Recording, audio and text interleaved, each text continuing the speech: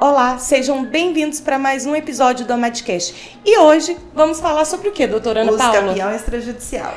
E para isso, estamos recebendo o doutor Gilberto Neto. Seja bem-vindo, Gilberto. Bem-vindo, Gilberto. Obrigado pelo convite, tão prestigioso. Acho que trata de um assunto que eu gosto muito, que é um assunto de casa, vamos dizer assim, né?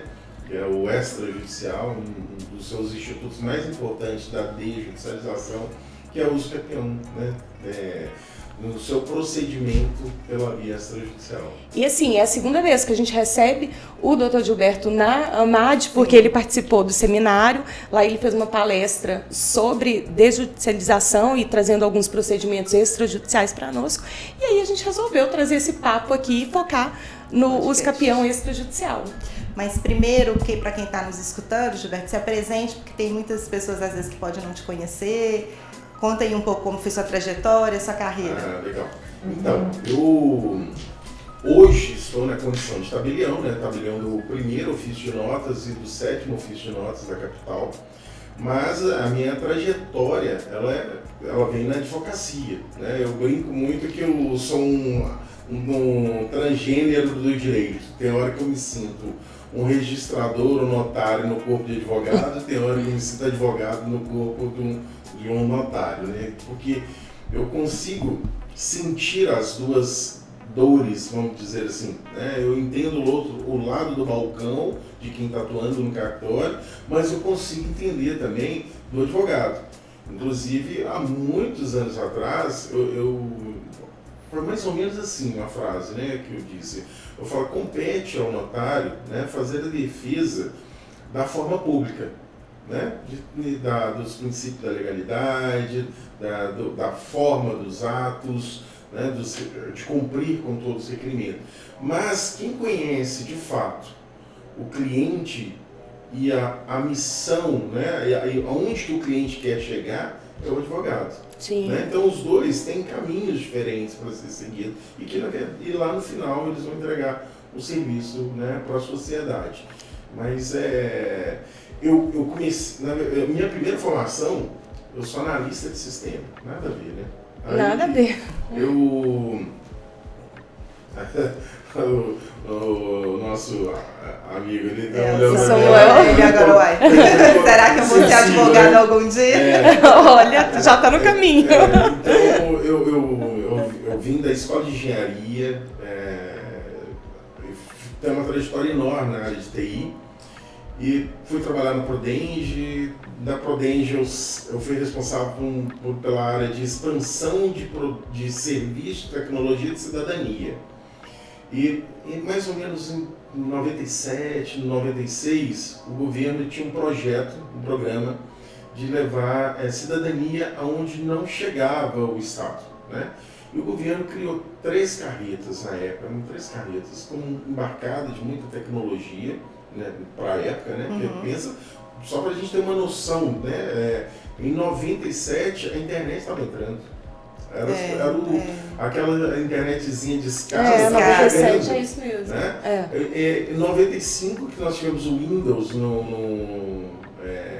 Windows gráfico, né? Até então até 95. Era aquela tela preta, né? Era o DOS, né? Então assim, veja como é que era bastante rudimentar. Mas nós criamos uma estrutura muito legal e começamos a levar serviços, né, para esses rincões do estado, né? Chegava, encostava uma carreta no norte de Minas, né, em regiões. E você conhece Manga? Conheço Manga. Ah, eu sou de Manga. Então eu vou te falar, já dormi em Matias Cardoso. Do lado de Manga. Já foi quase na divisa mesmo. Exatamente. É porque Matias lá é assim, o São Francisco, né? Então um lado é Manga e um lado é Matias. Então é uma margem. Não, e nós montamos um núcleo lá em Manga, montamos um núcleo em Matias Cardoso, e Matias Cardoso, mais interessante, que não tinha energia. Então nós criamos uns laboratórios dentro de escola estadual, alguma coisa assim, mas não tinha energia. Nessa época não tinha. Não, eu falo assim, coisas do que estado, é uma né? coisa eu mais, falo assim, às vezes a necessidade básica ali não era computador, era outra. Mas o estado ele não faz esses planejamentos, né? E quando eu cheguei, eu estava em Matias Cardoso, passei um dia em Matias Cardoso, trabalhando. Aí na hora de ir embora, tinha que pegar a balsa para Manga. A balsa tinha encerrado o trabalho. Eu tive que dormir dentro do carro, aguardar de manhã cedo para a balsa chegar, meio de madrugada assim, chegava a balsa e atravessava com o carro para o outro lado. Eu conheço tudo ali. Olha que legal. Acho que no norte de Minas, uns 270 municípios, eu conheço assim, de contar detalhes do município. Eu tenho história em todo. Amo o norte de Minas. E isso faz a diferença, né? Tanto para quando você vem para a advocacia e agora também como tabelião, porque aí você entende realmente a realidade. Né? Exatamente. Por exemplo, sempre você ficou aqui em grandes centros, é completamente diferente. Como nós somos de interior, a gente sabe muito bem isso. Mas muitos que só viveram aqui não têm essa realidade. Pode pensar até em questões de propriedade rural, que a gente aqui não tem, e lá é muito comum. É muito comum. Então é uma outra realidade, né? Minas, a extensão é muito grande, a maioria dos municípios realmente tem essa realidade. Não tanto como a do norte de Minas e o Jequitinhonha, que são as regiões mais escassas, assim, mas acaba que cada uma tem uma particularidade, né, interessante. A gente vê assim, quem já viajou mais assim pelo estado sabe. Agora lá ainda é balsa? Ou já não, ainda não. Ainda é balsa, por Januária tem ponte. E como que você entra para a advocacia? Então, aí eu não sei se vocês lembram, a gente teria um grande problema na virada do milênio.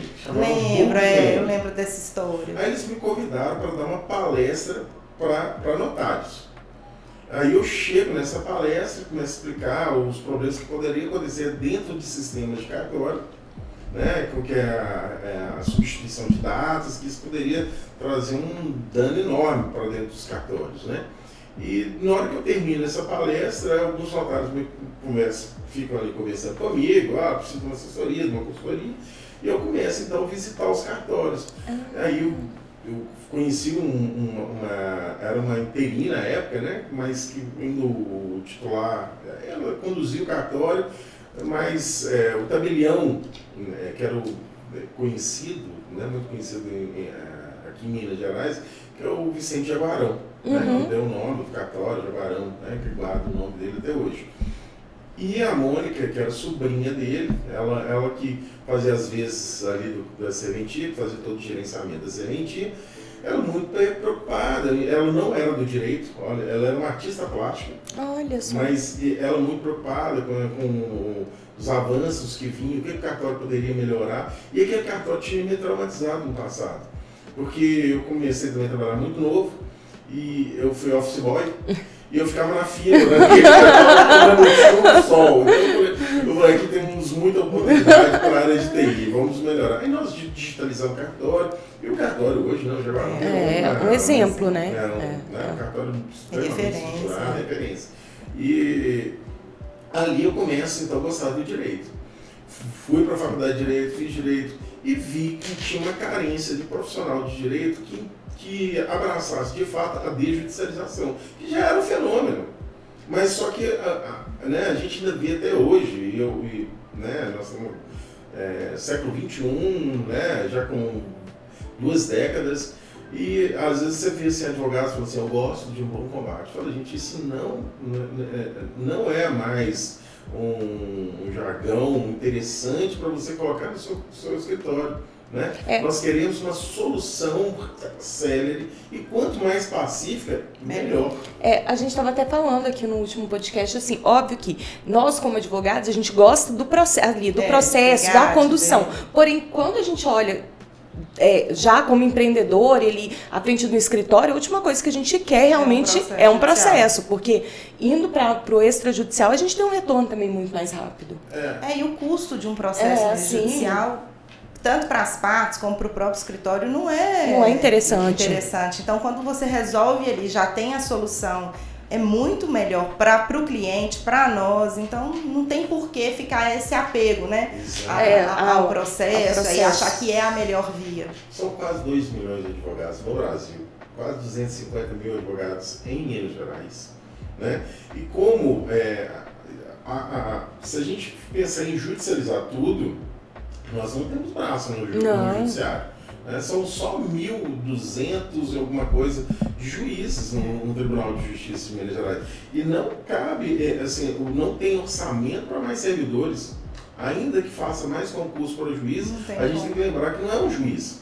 É um juiz com e uma secretaria. Então, assim, é uma estrutura, cara, né, para o Estado. Então, o Estado, né, e essa é que eu acho que a grande virada de mesa, né, a gente trazer a desjudicialização em todos os sentidos, ou seja, acesso à justiça pelo multiportas, né, e o advogado ele pode ser ali o grande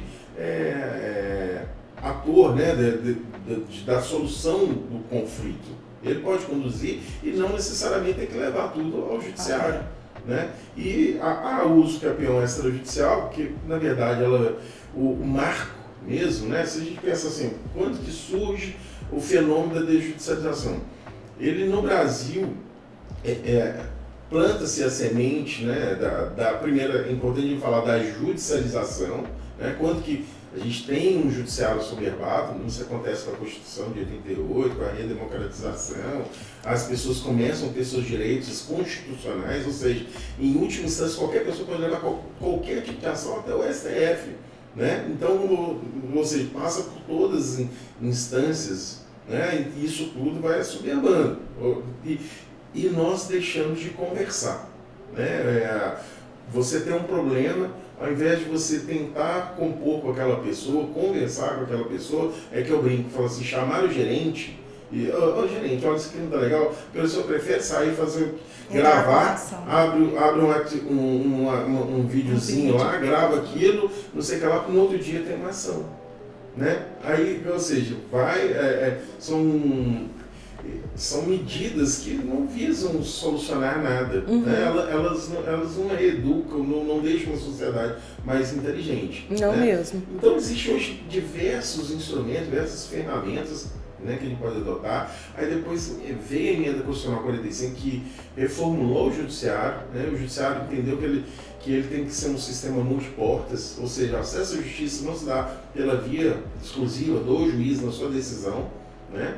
Mas ele pode vir por uma via de conciliação, uma mediação, por uma via de justiça restaurativa, quantos modelos hoje nós temos, né? Até constelação, quer dizer, é uma medida que está muito mais no campo da psicologia, ou até espiritual. Sim. Né? Eu tive a oportunidade de conversar desse tema com o desembargador Nilton Teixeira, com o juiz de Contagem, Haroldo Dias. Assim, eles levaram essas questões de solução de conflito para um lado muito espiritual. Sabe? Assim, falou, muitas vezes a pessoa está precisando de um abraço. Você está ali numa mesa, uma discussão de família que é calorada, aquilo não resolve, aí você manda as duas pessoas levantar e abraçar, pronto, parece que... Olha só. Sabe? Tem uma conexão ali que aí parece que acaba o conflito. Na realidade, eles estavam. A intenção não é nem brigar, é porque não conseguem conversar. Não conseguem conversar. Era a comunicação que faltava, né? Então aí a gente veio, né?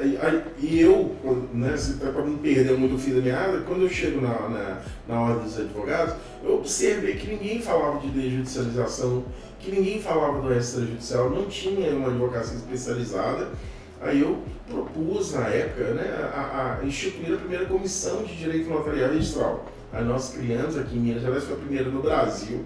Dali eu fui para o Conselho Federal, fui o primeiro presidente do Conselho Federal de Direito Notarial Registral. E qual era o meu papel? O meu papel era acompanhar o legislador. Tudo que ele falava de desjudicialização, eu achava importante a inserção do advogado. Porque no início, quando se tratava de desjudicialização, não seria no texto legal a assistência do advogado, assim como não inseriu na REURB. Nós sabemos que é um serviço técnico e jurídico e é uma necessidade de ter ali um profissional do direito, né?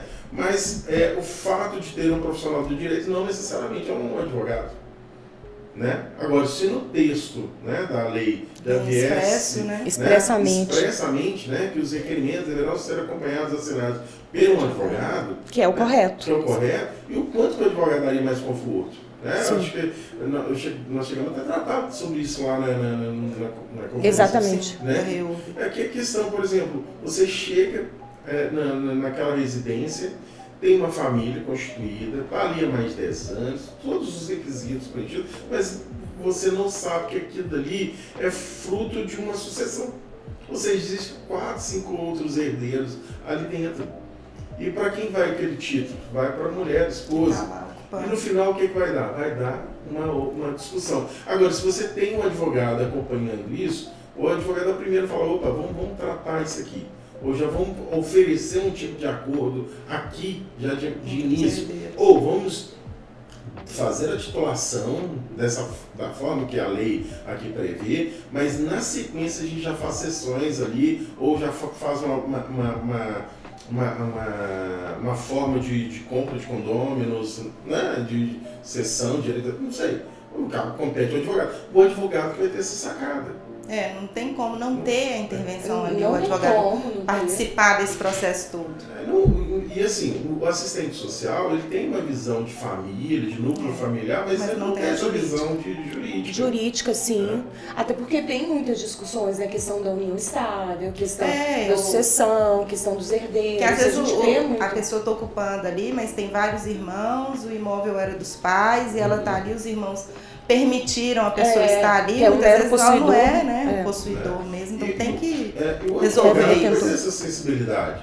Eu falo, não, olha, podemos seguir sim, vamos na EUB, a gente não pode parar a EUB em função desse núcleo familiar, mas ele vai ter um problema futuro, mas esse problema futuro já está aqui, os pontos principais. Há caminhos, né, para solucionar isso aqui. Olha, família, vocês vão ter que buscar isso depois para vocês solucionarem esse problema aqui, sob pena de nulidade, sob pena de vocês perderem esse título de vocês.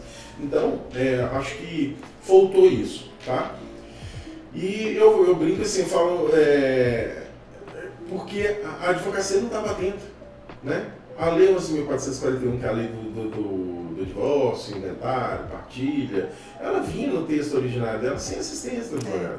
E eu falo com muito orgulho, foi um dos trabalhos que eu fiz, foi a inclusão da assistência da advocacia. Na USCAP é a mesma coisa, né? E nós vamos trabalhando outras legislações que abarcam a advocacia. Por exemplo, está no Senado, né, esse projeto que era da curatela administrativa. Olha que bacana, curatela administrativa. Isso realmente facilitaria muito. Se você chama toda a família, pensa, vamos pensar nesse procedimento, né? Por que eu vou curatelar uma pessoa? Né? Ela está em algum estado de incapacidade. E muitas vezes a pessoa já está num estado debilitado e de elevada idade. E a família tem urgência. E a família tem urgência. Por que ela tem urgência? Precisa sacar dinheiro para comprar remédio para aquela pessoa. Né? Então, o notário, por exemplo, da mesma forma que ele faz no nosso campeão, eu posso, olha, família, traga para mim 3 laudos periciais médicos, né? Eu vou lá constatar, vou lá bater um papo, porque a gente faz isso em qualquer ato jurídico. Eu faço a constatação de capacidade da pessoa. Sim. Como é que eu faço a constatação da pessoa? Eu chego, tudo bem, como é que é o seu nome? Você reside aonde? Eu vou fazendo perguntas para ver como é que a pessoa ela se orienta. E de repente eu vejo que a pessoa não está. Eu faço uma pergunta, eu faço a mesma pergunta 2 vezes. Se a pessoa que está com perda de cognitivo ali, de memória, ela já não lembra. Sabe? Então, para nós, no direito, existe a capacidade jurídica, existe capacidade médica, então a gente junta as duas. Aí eu consigo consolidar isso no ato notarial. Eu coloco todos da família para assinar, olha, a esposa, o cônjuge e os filhos, eventuais herdeiros ali, assinando, e faço uma ata de uma curatela, ainda que liminar, vamos chamar provisória, assim, provisória, para resolver esses atos administrativos. A pessoa ir no banco, sacar, sabe, fazer movimentação, dar declaração junto ao INSS, sabe, prestar... O lado prático mesmo, que a pessoa precisa movimentar ali na vida. Vamos pensar assim, que o legislador entenda que fica vedada a alienação de bens. Ótimo. Só a questão de ter a administração patrimonial já facilita demais. Sim, já facilitaria demais. Não tem que ficar esperando o juiz analisar aquele processo. E fazer toda a diligência. Preciso do Ministério Público. Ok. Por que não hoje, dentro do próprio Ministério Público, ter um braço extrajudicial dentro do Ministério Público? Seria interessante. Né? Um parquê especializado em atos extrajudiciais. Em Portugal é assim. Né? Então eu posso, inclusive, tratar de um divórcio e partilha pela via extrajudicial, ainda que tenha menores, ainda que tenha capacidade. O que eu faço? Eu vou submeter ao Ministério Público, o Ministério Público, se ele tiver na dúvida, se ele achar que tem lesão, ele manifesta e fala, ó, judiciário. Aí tudo bem. Isso Né? facilitaria Agora, demais. eu não vejo por que, né, tramitar, né? Acho que no judiciário. Para mim, tramitar no judiciário aquilo que já tem previsão no extrajudicial é falta de interesse de agir. Eu estou fazendo uma regularização de um imóvel e aí um dos herdeiros é uma senhora, ela já tem 96 anos, 93, eu acho. Está com idade avançada, a gente está aguardando a curatela. Mas ela está incapaz? Não, ela está incapaz. Mas aí é um único filho. Então, assim, ela só tem um herdeiro. E aí está aguardando essa curatela para ele poder assinar por ela. Porque ela, né, em tese, ela está de cama, mas ela não tem mais, já está em estado avançado, então não tem mais. E a gente está nessa esperando. Me surgiu, você costuma, por exemplo, em testamentos, que é um ato que realmente tem que ser praticado por você, quando a pessoa tem a idade mais avançada, você pede laudos? A lei não, ela não exige. Ela não exige, né? Mas eu é uma curiosidade acima de 75 anos, você já pede. Eu peço. Eu falo que a pessoa... Independente de estar lúcido ou não, você perceber que ele está super bem, mesmo assim você pede. Eu peço, eu falo, só reforço de capacidade. Porque não é aquilo. Evita questionamento. Evita questionamento, né? Então, assim... Falou, pede seu médico, aquele que o seu geriatra lá, né? O médico que acompanha, que faz o tratamento de rotina ali com ele vai aquela falar, pessoa. A pessoa tem uma orientação e tal, né? E a gente junta no processo, eu até cito no testamento, né? Foram apresentados os seguintes documentos. Eu tiro. Muito importante, muitas vezes assim, é comum o advogado questionar isso. Por que vocês estão pedindo uma certidão atualizada? Certidão atualizada, né? Até para a óbito é interessante. Por que a pessoa vai ressuscitar? Tem muitos que me perguntam na igreja, precisa da certidão atualizada. Mas por quê? Não vale uma antiga? Eu falei, não tem que ser atualizada. Não tem que ser atualizada. Mas, e recentemente eu estava vendo também um questionamento, uma advogada falando isso na rede social, questionando isso. Gente, não tem lógica, óbvio que tem, né? Não, tem um motivo. Tem um motivo. Porque se sai uma curatela, tá? Onde que vai a averbação? Na certidão de casamento ou de nascimento. Então eu vejo se tem alguma decisão, né, de incapacidade na certidão. Então eu peço uma certidão atualizada. Né? Porque essa que você está me apresentando na época estava bem, agora essa eu já não sei. Né? Por que o óbito tem que ser atualizado? Porque o óbito ele é declarado. O óbito ele não é um registro que parte de alguns outros dados. Né? A pessoa veio a óbito em determinado local, alguém vai lá e declara. Só leva o atestado, né? do médico que ele veio falecer. Só que pode ser que conste lá, por exemplo, a pessoa declara assim, ter filhos. 5 anos? 2. Mas na verdade tem 3. Aí vem lá assim, deixou bens, não deixou bens. Deixou bens, não deixou bens. Pra saber, porque às vezes alguém que ficou omisso não constou lá. Aí eu começo a fazer um procedimento de inventário extrajudicial e achando que só tem de fato aqueles 2 filhos que estão declarados na certidão, mas já foi um outro lá e pediu uma retificação e inclusão dele. Né? Aí eu peço ela atualizada para verificar. Por quê? A gente tem que ter em mente que os serviços públicos notariais e registrais, eles servem para dar publicidade. É por isso que eles existem. Né? O efeito erga omnes, né? A gente dá conhecimento à sociedade, toda a sociedade precisa saber, por isso que eu levo para o cartório. O que eu quero? Olha, eu quero que essa informação toda a sociedade fique sabendo.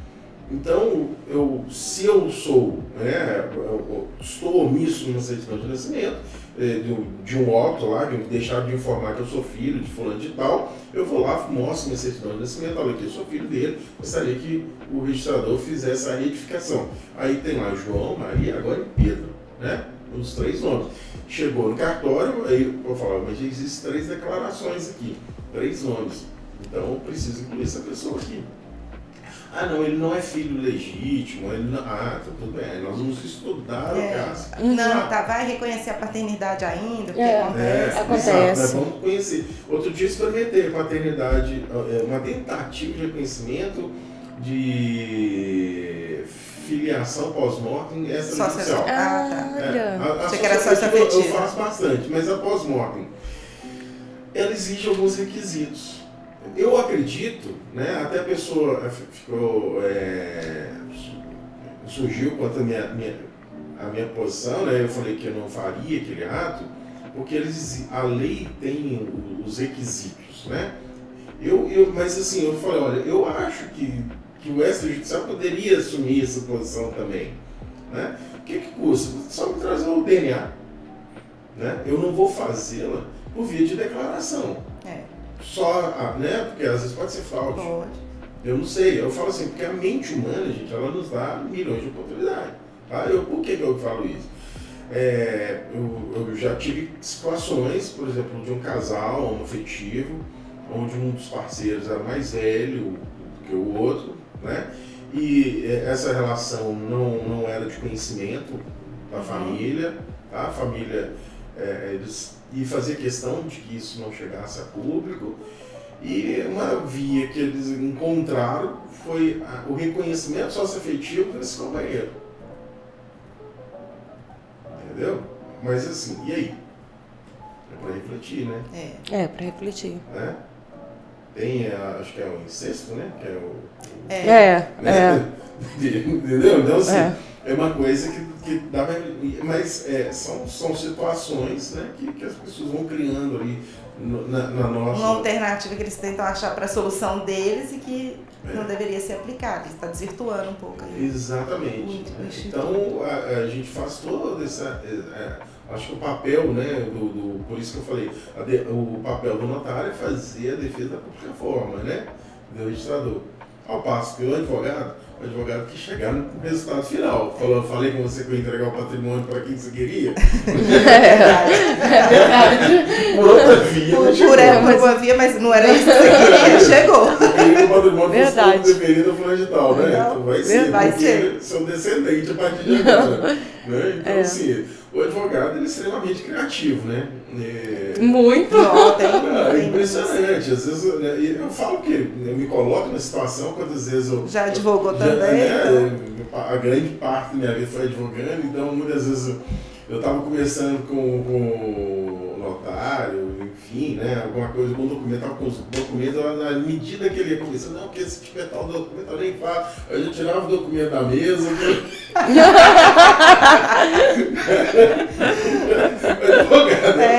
Advogado é uma forma, né? Senão não vai mostrar, né?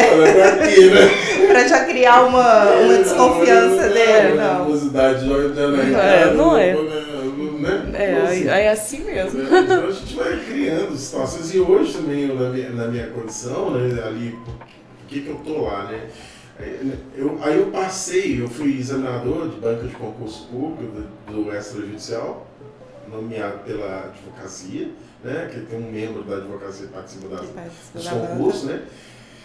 E participei na elaboração de alguns provimentos, auxiliei algumas coisas junto ao tribunal, fiquei próximo de alguma forma, né, do tribunal, e veio uma intervenção e eles não queriam que essa intervenção fosse executada por um colega. Que poderia até entrar sobre algum corporativismo e a coisa não sair da forma que eles queriam. Uma proteção maior. E queriam que fosse um pouco mais exemplar, né? Aí pegaram um estrangeiro, vim fazer esse trabalho de intervenção, teve muita resistência, né? Assim, no âmbito notarial, eles ficaram muito... Desconfortável?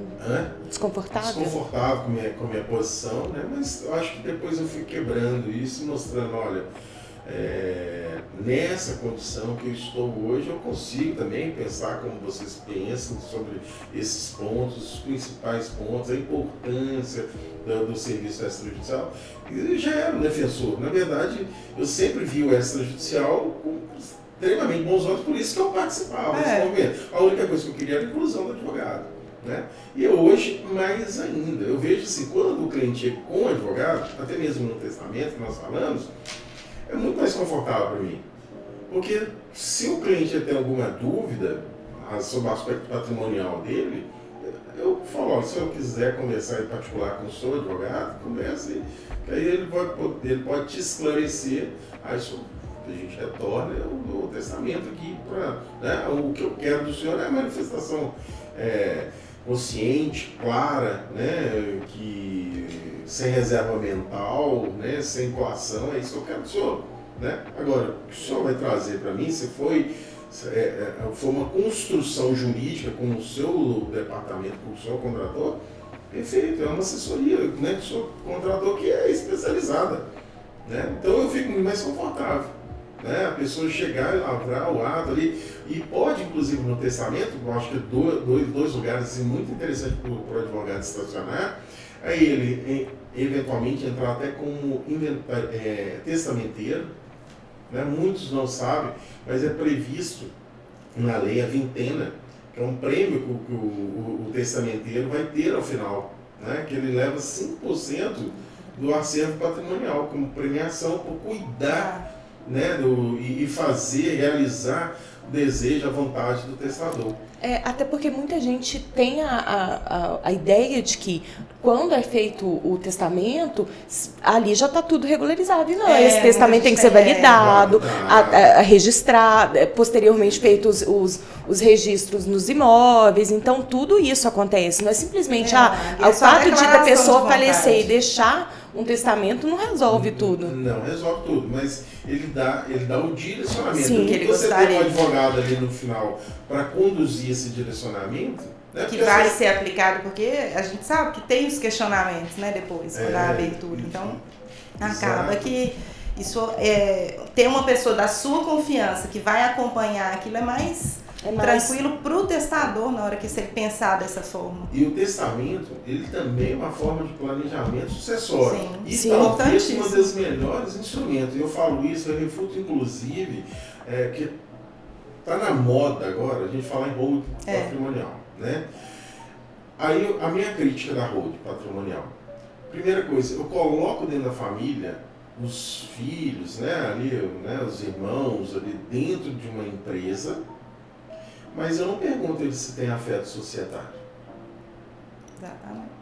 E nós sabemos que dentro do mesmo, né, são filhos dos mesmos pais, né, tiveram a mesma criação, mas um gosta de vender sanduíche na praia, né, e o outro quer ser médico e o outro quer estudar em Harvard. E aí você chama para dentro de uma sociedade e pega quase todos os contratos sociais dessas outras, não faz uma previsão de saída de sócio de uma forma que privilegia uma sucessão familiar. Aí você retira o sócio como você retira numa sociedade empresária, tá? De uma forma simples, gerando um desconforto familiar enorme. Ou seja, vai virar, se a briga não está prevista no início, ela já está desenhada para o final. E muitas vezes, quando eu converso com pessoas que querem fazer hold, e eu falo sobre esse ponto, ele começa a refletir. Porque, né? Se é isso mesmo que ele realmente quer. E às vezes o custo que ele estava imaginando, que lá no final ele não teria, através do inventário, acaba que ele não acontece. Por quê? Você vai ter custo contábil a vida inteira.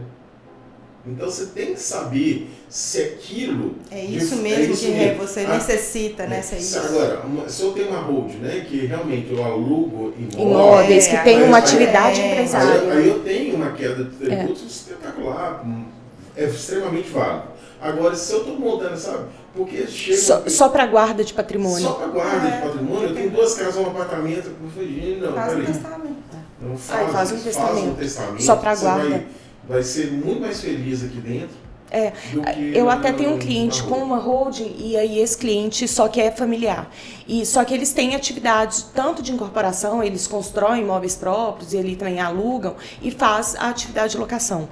E aí os pais já são muito idosos, mas estão à frente da holding e aí deixou no acordo de cotistas a obrigação de ter sempre um administrador, sempre contratado um terceiro. Então, as reuniões dos irmãos são sempre conduzidas por um conciliador. E ali, então, eles estão testando e tem dado certo no longo prazo. Assim, né? Já tem alguns anos que estão fazendo isso, mas tem dado certo, mas sempre com essa intervenção de um terceiro, porque os pais já viram, se deixar só eles, vai matar o outro. Depois vem os agregados. Porque casa, a gente sabe que muda, e aí muda acabou. o pensamento, você vai deixar seu irmão à frente da empresa, seu irmão tá achando que ele é dono. De tudo, olha o que ele tá fazendo. Porque sempre, a maioria que a gente tem aquela experiência... Você viu agora que tá vendo lá, Prolabore? Que ele tá recebendo, porque ele tem e você não tem. Eu quero também receber 20 mil por mês a mais. Você tem que olhar isso. Então, assim, são situações que eu falo assim, se você pegar a maioria dos contratos, não tem um final feliz. Você não consegue ver a parte de cisão ou a parte de extinção sobre a sociedade empresária de uma forma assim, pacífica, sabe? Um texto que leva eles para uma pacificação social. Olha, se lá na frente, até quando também vai ser a sociedade empresária? Morreu os filhos, aí vamos para os netos? Vai ficar lá 20 penduricalhos ali, aí sim. Aí que vai dar conflito. Você falar assim, não, nós somos filho do Abel Diniz, beleza, nós somos patrimônio. Não, agora a gente tem um apartamento. Ou poucos imóveis, né? Que não, entendeu? Então eu falo assim, eu acho que aquela defesa do patrimônio acaba não sendo defesa. Inviabiliza. Tem muito mais para o patrimônio dilapidar do que a gente realmente fazer uma proteção. Então acho que esse é um cuidado. Eu até agora não falei nada disso. E agora a gente vai entrar nesse assunto. Porque mas assim, mesmo, nossa, mas foi falando, eu tô até aqui assim, fui anotando, pensando, eu falei, gente, esse podcast dá um monte de insight legal e coisa bem interessante. Mas, então, e aí vem porque quando a gente já atuava na área imobiliária, né, Ana? Assim, a Ana tem um pouquinho mais de tempo do que eu, mas eu tô na área imobiliária desde 2012, sou advogada desde 2007, 2008, sei lá, acho que 2007. E tô desde 2012 e aí veio, né, a lei que instituiu a usucapião extrajudicial. E no início a gente não achava ela viável, achava que não ia ser uma coisa que ia que não pegaria. Inclusive, eu até lembro do Gilberto, num evento na UAB, e tinha essa conversa ali, assim, numa roda, e será que vai pegar? Será que não vai pegar? E hoje a gente vê que é uma realidade, que veio, que mudou. Tem número estatístico, Mas é engraçado, isso eu vivi também na 11.441 da Lei de Divórcio Partido. Eu lembro um grande amigo meu, um grande jurista da família, né? Ele e a irmã dele são extremamente conhecidos no meio jurídico. E ele me ligou, ele falou, Gilberto, eu estou fazendo um estudo aqui, eu quero fazer uma crítica ao inventário, fez um ano agora, vai fazer um ano, né? Que foi em 2008, está fazendo um ano que ela entra em vigor. Eu quero fazer um artigo fazendo a crítica que o negócio não pegou. Eu falei, isso está totalmente enganado. Pegou.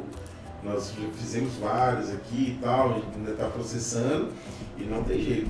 Ele falou, mas você vai acabar com os honorários? Eu falei assim, isso daí é ignorância, porque você vai ter honorários mais sérios, mais rápido, o procedimento é muito melhor, conforto para o seu cliente. Muito maior. E, poxa vida, eu acho que é outro mundo, né? E quando veio a usucapião, então por essa experiência, a gente já sabia, assim, no início, aquele balão de ensaio, né? Todo mundo fica ali, aí esse é o modelo, aí tiveram várias alterações na própria legislação, né? Por exemplo, tinha que ter o consentimento. Exatamente, ali tinha uma grande dificuldade. Aí pronto, não tem consentimento de quem está perdendo o imóvel. Eu quero manifestar consentimento. Eu chego sempre, ele compra o imóvel, né? Eu falo assim, não tem jeito, isso aí vai para matar, a letra morta. Aí depois veio a alteração, né? Nós fizemos essas abordagens na hora dos advogados, os eventos ficavam lotados, assim, o evento de usucapião, a gente enchia o auditório, mas o outro espaço não eu lembro. Porque ficava muito, já é um tema assim, toda a advocacia querendo conhecer, né? E eu acho que pegou sim, sabe? Eu me processa muito, né? Hoje eu na condição, né, de notário, me faz muito a usucapião, né? Tem os requisitos. Acho que o mais importante é conhecer o provimento 65 do CNJ. Então, assim, quem está nos acompanhando agora, né, pega esse provimento, baixa o provimento que está ali. Está tudo ali, passo a passo. Passo a passo. Está tudo ali. Seguindo o provimento 65 direitinho, não tem erro. Né? Agora, os outros requisitos, né, eu falo assim, justo título, quando é requisito, estar atento. A gente estava comentando aqui antes, muitas vezes as pessoas chegam no necessariamente com um justo título muito deficitário. O que é um justo título deficitário? É aquele que não passa a verdade para a gente. Você olha para o justo título, ele está com aquela cara de montagem, sabe? Aí você pede o original, nunca tem o original, só tem cópia. Né? E, não tem reconhecimento de firma. Não tem reconhecimento de firma. Ele fica tão deficitário, né, que a gente não acredita. E uma coisa muito importante. Quando você submete ao tabelião a uma ata notarial, a ata notarial não é para dizer o que você quer, não. A ata notarial é para constatar o que ele viu. Então, outro dia, né, eu tive uma passagem interessante que, né, a pessoa me pediu uma uso campeão, eu falei, vamos iniciar. Eu já sabia que era uma uso campeão extremamente temerária, né, todos os documentos que foram apresentados, assim, me levaram a uma desconfiança. Exemplo, tá? Tinha um contrato de compra e venda ali dentro, que era cópia, nunca tem original, que tinha firmas reconhecidas, tinha selo. Aí o que eu faço? Eu consulto o selo, verifico se aquele selo, ainda que esse selo antigo, né, aquele selo físico, eu consulto o selo, verifico se ele foi emitido de fato por aquela serventia. Tá? Então a gente começa a buscar ali elementos. Eu vou buscar saber se aquele vendedor, quando daquele contrato que ele assinou, ele estava vivo, porque eu tenho acesso a algumas informações. Aí eu vou descobrir que ele já estava morto. Entendeu? E esse do contrato foi ótimo. Acho que até aqui, eu mostro ele para vocês daqui a pouquinho. Mas as duas pessoas residentes em Belo Horizonte, eles resolveram ir lá em Papagaios para reconhecer firma. Um pouco estranho. Já tive um problema. Os dois rodaram estranho para reconhecer uma firma. O que você está fazendo agora? Nada. Vamos lá em Papagaios e reconhecer uma firma. Para os dois, comprador e vendedor, lá em Papagaios, abrir uma firma, reconhecer uma firma e voltar. Entende? Então, assim... Mas só se abrir um cartão no cartório aqui, né? Aí o caso é, o despachante leve, faz lá, né? Sempre assim. Por autenticidade. Assim, tinha muitos elementos que me deixavam... Aí o que eu fiz? Eu fiz a ata relatando tudo. E foi apresentado contrato, cópia, questionado sobre o original, a parte disso não tê-lo mais, verificando os documentos, tanto o comprador quanto o vendedor, residentes domiciliados em Belo Horizonte, ambos resolveram no dia 10 de março ir à cidade X para reconhecer firma. Eu chamo atenção para o registrador, entendeu? Já estou chamando a atenção. Apresentando um justo título precário do ponto de vista material. Né? Então, assim, eu não posso falar que ele é falso. Não posso, claro, não tem como afirmar. Não tem como afirmar, mas ele traz elementos que não me dão segurança. E eu ponho isso na ata. Né? Questionada a testemunha, né? X, ela não soube informar sobre isso, não soube informar sobre aquilo, não soube informar. Né? E a gente também tem técnicas para poder até levantar, né, um falso testemunho ali. Né? E depois, ao final, eu coloco as partes foram informadas sobre o artigo 299 do Código Penal. Né? Que omitiram, inseriram em documento público ou particular informação que deveria ou não deveria constar. Né? Eu informo. Na hora que você informa isso, a pessoa já muda completamente. Então a pessoa chega entusiasmada no cartório, que é tranquilo, né? Ela se sente confortável, diferente de estar na frente do juiz. Mas na hora que primeira coisa que eu falo, olha, se eu for convidado como testemunha, o senhor vai manifestar acerca da posse de fulano de tal, né, do lote, da casa que pretende usucapiar, que o senhor vai trazer para mim elementos que o senhor tem conhecimento de algum fato, né, mas antes de mais nada eu quero informá-lo sobre o artigo 299, sobre o, acho que é 432 também, de falso testemunho, e as repercussões o senhor vai assinar nos termos da lei que o senhor está assinando.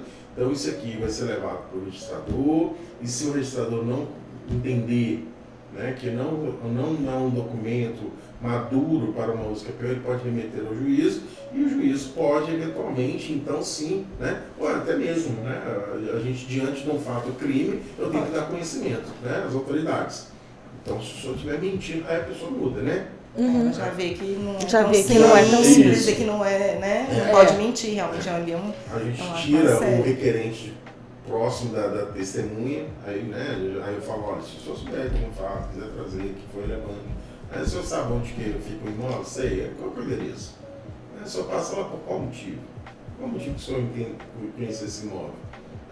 E quando é lote, gente, é terrível. Né? A dificuldade. O condomínio de lote, as pessoas buscarem, eu falo assim, porque é muito difícil, porque é difícil provar posse de lote. É difícil. E um dos requisitos hoje da propriedade, hoje não está na Constituição, que é a função social. Se não tem função social para o proprietário matricial, aquele que está na matrícula, também não tem para quem está lá. Aquele possuidor. Está cuidando do lote como? Não está usando o lote.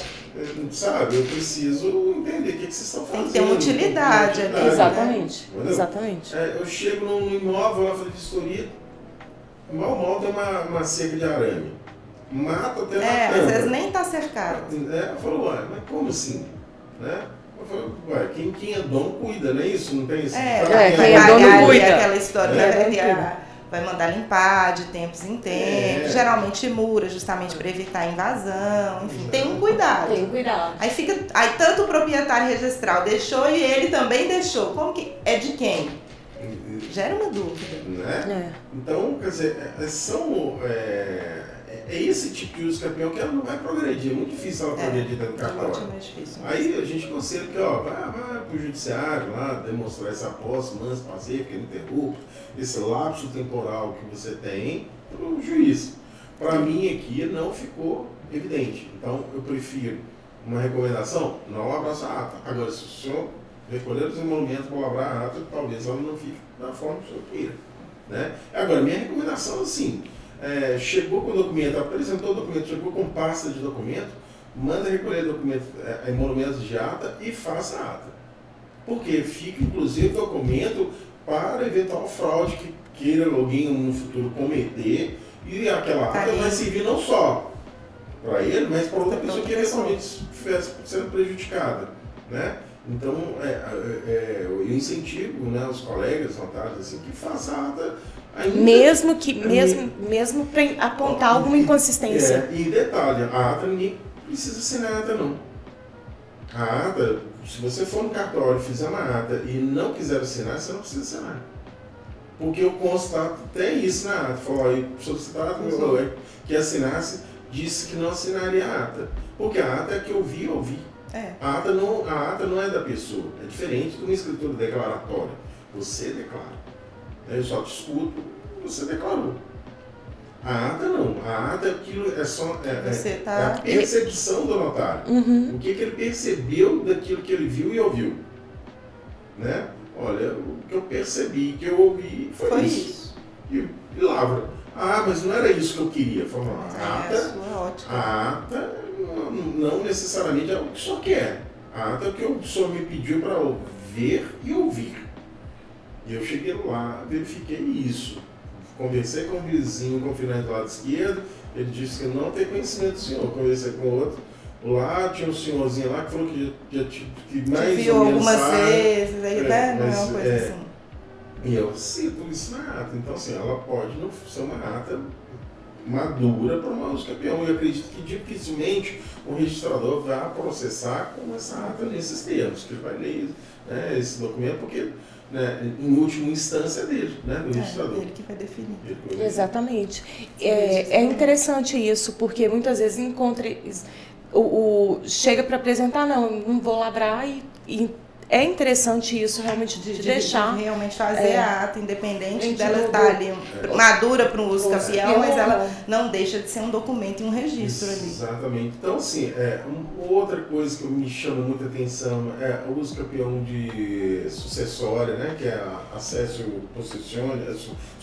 possessionis, né? E você suceder no direito de posse dos pais, né? Eu sugiro, né, eu sugiro que os advogados acionem isso nos inventários, como direitos e ações. O direito de posse nos inventários. Vai falar um direito e ação sobre aquela posse. Né? Porque ele vai mover uma ação, mas não deixa. O que é direitos e ações? Eu não sei se vai ser, o resultado dela vai ser positivo ou negativo, mas eu sei que eu sou legítima de querer aquele tipo de objeto, não é isso? Então você põe lá e fala, olha, junta isso, paga o ITCD, né? Mostra ali que eu... que não é uma questão de estar desvirtuando, né? Exatamente. Então, assim, aí fica muito mais fácil. Eu falo, olha, ele é legitimado, sim, em função dos pais. Inclusive, não gera prejuízo aos demais herdeiros também. Não só o Estado, mas os outros herdeiros. Porque, às vezes, um filho só está na posse do imóvel, é possível, o usucapi quanto familiar, é possível, sim. Hoje já é possível isso, né? É lenda que não é possível mais. Né? Se houver desídia dos demais herdeiros, não houver um relacionamento entre os herdeiros, né? A gente deixar claro isso, né? Que meu irmão todo dia vai lá em casa tomar café e eu vou usar café dele, não tem como. Não tem como, aí é diferente. Tolerância. Agora, se eu, né, às vezes, por exemplo, essas famílias que às vezes são pais unilaterais, unissanguíneos ali, que um mora em tal lugar, outro mora em tal, aí veio falecer, o outro sequer... Nunca nem veio aqui no imóvel. Se os dois um dia encontraram a vida, um tinha 3 anos, 5, hoje um tem 60, o outro tem 52, entendeu? Então assim, não existe nenhuma afinidade familiar, então fica claro ali dentro que de fato não tem, né? E é isso, tanto no extra quanto no judiciário, que é importante ficar claro, né? Mostrar, olha, não tem trocação de bom dia no WhatsApp entre os dois. Eu vejo muito assim, é muito comum às vezes quando é uma área maior, fica às vezes o pai lá construiu a casa, aí tem aquele tanto de filho, aí um outro começa a construir numa outra área um pouco mais alta, mas constrói e fica com aquela área ali exclusiva para ele, isso é muito comum, às vezes a gente percebe, aí geralmente dá briga, né, porque ele é herdeiro também da casa, e aí muitas vezes eles nem, quando vai se passando, né, muitos filhos, vai tendo, ninguém faz inventário, aí vira aquele imbróglio, porque isso é muito comum a gente ver os imóveis irregulares assim. Assim, eu sou muito corajoso em testamento, eu observo a legislação, mas eu entendo também que existem os fatos, estão ali, né? Então, eu já recebi pessoas que, olha, eu tenho um terreno, mas eu tenho um filho meu que mora em cima, com a minha nora, eu tenho... Mora nos fundos. Eu tenho um que mora no fundo, o outro tem uma borracharia na frente, e assim, eu queria que cada um ficasse com isso. Eu falei, poxa... Como que eu vou resolver isso? Né? Mas tem, né? A situação fática aí o que eu começo a fazer? Eu começo a construir dentro do testamento essa história, né? Aí eu vou falar, olha, né, que a princípio os herdeiros deverão regularizar o imóvel, né, junto aos órgãos municipais, os cartórios de registros, tais. Quantas edificações, onde isso, as moradias, né, hoje, a atual moradia, né, a atestadora me disse que seu filho, fulano, mora na parte de cima, outro mora na parte aos fundos, e todas as áreas pró-divisas. Né? E é do seu desejo que cada um permaneça nessas áreas. Aí ela coloca que uma condição é de que eles estabeleçam um condomínio, faça a regularização daquele condomínio, a legalização, ou com direito de laje, com as edificações, e a partir então desse condomínio, aí cada um terá a sua unidade própria. Não sendo possível, a fim de não gerar prejuízo, que no segundo momento ofereça uma parte ou outra ao valor justo de mercado das suas frações e possa fazer a aquisição dessas propriedades. Isso já vai dentro do testamento. E em terceira, né, não havendo consenso entre os herdeiros, a testadora ordena que seja alienado o bem a terceiro e partilhado seu valor a cada um da sua proporção de cada parte. Aí, sabe, já está definido ali, né? Já, o que vai acontecer, todas as hipóteses, caso eles não consigam regularizar o valor. Eu falo assim, a testadora a atestadora sugere a mediação como instrumento de pacificação social que deverão ser adotados pelos herdeiros beneficiários em caso de para a solução de conflito. Estabelece também, aí fala assim, pelo princípio da intervenção mínima do Estado, que seja dada às partes herdeiras do legatário, inclusive a opção do processamento pela via extrajudicial. Ô, Gilberto, eu tô achando que eu vou fazer o testamento da minha mãe com você. Que ela quer um documento assim. Ela quer um documento assim. É uma forma.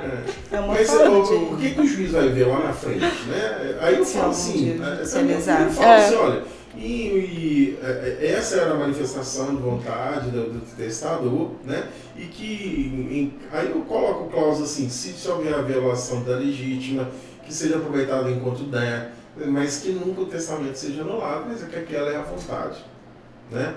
E o juiz lê aqui, ele fala, isso é possível, isso não é possível, pode fazer assim, olha, vocês têm 3 opções para resolver, vamos resolver isso. Pronto. É uma forma. E aí, assim, até os herdeiros ali, se eles pretendiam fazer uma outra solução para resolver ali, eles vão seguir o que foi estabelecido, porque é a vontade. Estão herdando, então. Isso é muito interessante. O testamento eu adoro. Acabam respeitando. Ontem eu fiz 4 testamentos. Minha voz eu não tinha voz, porque o testamento ele tem toda uma liturgia. Tem que ler. Fazer a leitura. Acho que você já foi lá, não fez? Não, com você ainda não fez, não. Não fiz ainda, não. Mas eu já fiz alguns também, mas... Tem tempo que eu até não faço. Mas aí o interessante é esse, da questão da mediação. Minha mãe quer já isso. Colocar quer essas alternativas. Você coloca uma cláusula lá, aquele que se surgir contra o testamento, entendeu? Poderá ser afastado da parte disponível. Não, ninguém vai. Aí já fica com medo. Ninguém começa com advogado. Porque a parte disponível ela pode favorecer fazer o o que outro, quiser. entendeu? Só para aí você coloca aquele que insurgir contra o testamento, né? Cuidados que a gente tem que ter, por exemplo, a posse, né? Quando que os herdeiros vão ter um dos bens que... quando que eles vão poder ter esse... Às vezes vai deixar para muitos filhos. O imóvel deverá ser alugado para terceiros, o seu fruto partilhado entre os herdeiros, descontados as despesas administrativas por uma empresa especializada, né, até que o imóvel venha à alienação e a sua distribuição de cota parte aos seus herdeiros. Isso evita muito conflito Você familiar. afasta todo mundo do imóvel, olha, o imóvel deverá ser alugado obrigatoriamente para terceiro. Ou seja, aquele filho, eu quero morar lá. Já está fora. Aí não tem aquela ocupação que nunca mais sai. Exatamente. Evita porque não tem condições, você já tem seu emprego, você está bem, você já tem casa, você já tem imóvel, sempre tem. Aí sempre tem um que não tem. Você tem um, e geralmente aquele um a gente já sabe o que ele não tem, né? Quando era bater, não quis ter, né? Então sempre na barra da saia da mãe, do pai. E aí por isso que não evoluiu. É verdade. E voltando para o uso capião, o imóvel não matriculado, né? É uma questão que gera muitas dúvidas e assim, como proceder? O que a gente... Olha, é muito interessante isso. Eu às vezes, como ministrando aula, eu falo que não tem imóvel que não tem dono. Todos têm dono. A gente só precisa saber quem é e onde que está. Porque eu falo, a primeira coisa, vamos lá. Com a chegada da coroa no Brasil, estabeleceu-se as Marias, as capitanias hereditárias. Capitanias hereditárias, Seis Marias. 1822, né, com o Brasil já independente de Portugal, as terras passam a ser do Brasil. Até então era a terra da coroa. A terra ela volta para, né, ela é estabelecida na terra são terras brasileiras, não terra mais da coroa, porque a gente até então era um direito de uso. Você podia explorar, mas ninguém era proprietário, as terras eram da coroa.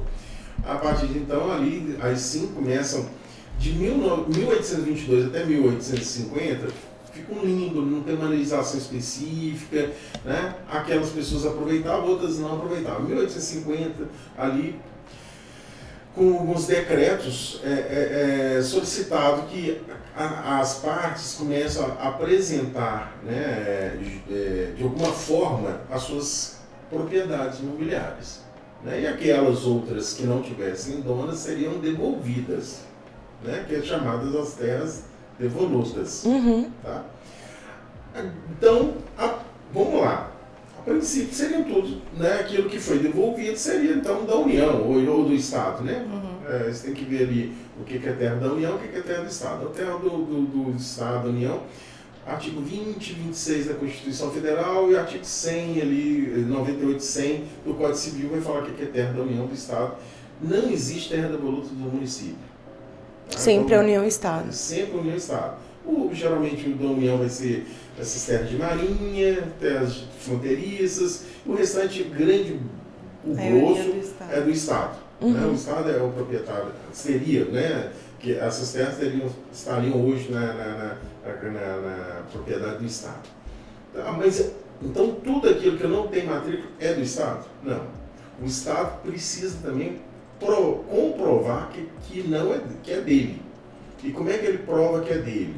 É uma ação específica, que é a ação discriminatória. Ele tem que entrar com uma ação, ele vai intimar todo mundo que está ali, né, para manifestar se alguém tem algum título que comprove que ele é proprietário anterior e que aquela terra não foi devolvida. Que as pessoas. Isso. Então aí faz uma ação discriminatória para saber. Aí nessa ação discriminatória, ninguém conseguindo comprovar, né, aí o Estado de fato recebe essa terra. Tá? Então, aí ela pode ser inclusive matriculada. Em nome do Estado. Em nome do Estado. Tá? Então não é tão simples, não é tudo que é terra devoluta.